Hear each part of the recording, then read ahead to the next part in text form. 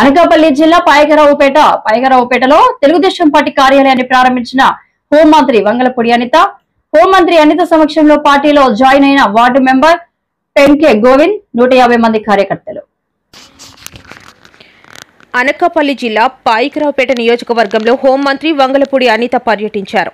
Yes Rayavaram మండలం గెడ్డపాలెం గ్రామంలో ఏరువాక కార్యక్రమంలో పాల్గొన్న హోంమంత్రి అనిత ఏరువాక కార్యక్రమంలో భాగంగా భూమి పూజ చేసిన అనంతరం కాడెడ్లతో నాగలి పట్టుకుని పొలం దున్నారు.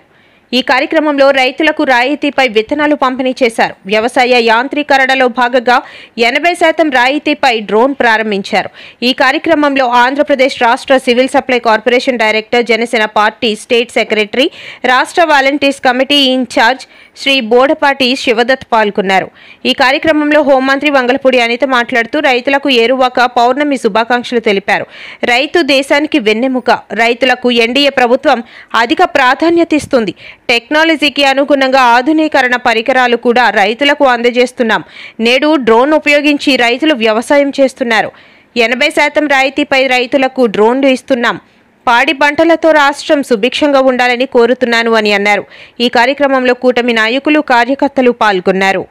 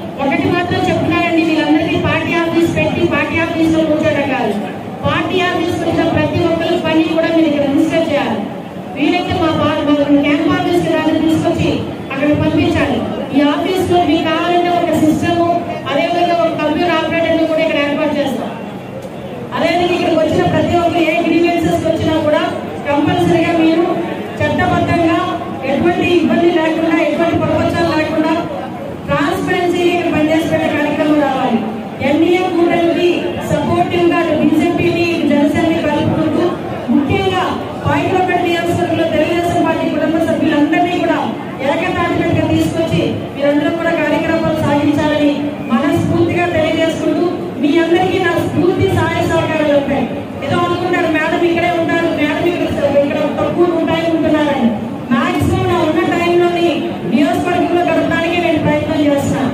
మీకు ఎవరికి కూడా అడ్మినిస్ట్రేషన్ గా ఇబ్బందులు రాకుండా మన క్యాంప్ ఆఫీస్ లోని కంపల్సరీగా ముగ్గురిని ఇద్దరు అఫీషియల్ పిఎల్ని ఇద్దరు డేటా ఎంట్రీ ఆపరేటర్ని పెట్టారు. ఎక్కడైనా ఏ ఇబ్బంది వచ్చినా ఏదైనా కార్యక్రమాలు చూసుకోవడానికి మండల పార్టీ ప్రెసిడెంట్ తో పాటు పెద్దలు మన లోకరాజుతో పాటు కన్వీనర్ గా ఉన్న వెంకటేశ్వర కూడా పెట్టారు. చెప్పడానికి నిజంగా మనం నిలబడాలి. ఎందుకంటే లక్షల కోట్ల అప్పుల్లో మునిగిపోయిన తర్వాత మనం ఈరోజు అధికారంలోకి వచ్చిన తర్వాత జీతాలు ఇవ్వలేని పరిస్థితులు అయినప్పటికీ కూడా నిజంగా నాయకుడిగా గౌరవ చంద్రబాబు నాయుడు గారు